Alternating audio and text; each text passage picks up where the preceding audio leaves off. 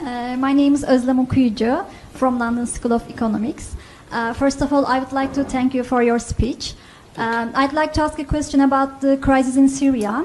I'm from Turkey, and as everybody knows, Turkey is hosting nearly 2,500,000 Syrian refugees. And some Turkish people are criticizing Saudi Arabia on the grounds that Saudi Arabia isn't accepting refugees and it isn't doing enough for refugees as a rich country.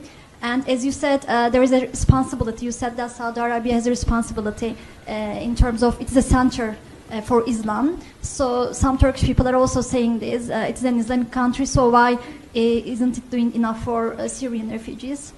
So I'd like to ask about this issue. I'd like you to elaborate on Saudi Arabia's refugee policy. Okay. Thanks. Thank you. I'll ask you to take that directly. Yes, thank you. I think we could have done a better job explaining what we've done with Syrian refugees. Saudi Arabia has issued more than 2.5 million visas to Syrian refugees since the crisis began. We put out a statement. Nobody noticed it.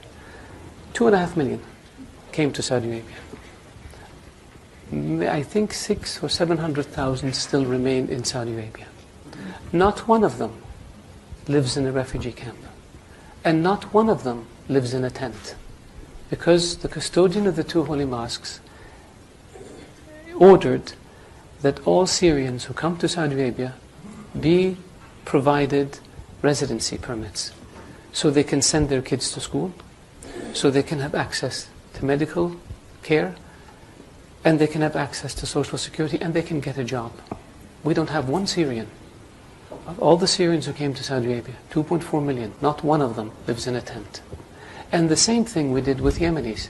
Since the war in Yemen began, almost 1 million Yemenis came to Saudi Arabia as refugees. And the same policy was applied to Yemenis. Not one of them lives in a refugee camp, and not one of them lives in a tent. And we don't brag about it, and we don't put TV cameras in front of them, because that, to us, is what our culture is all about. These people came because their homes were devastated.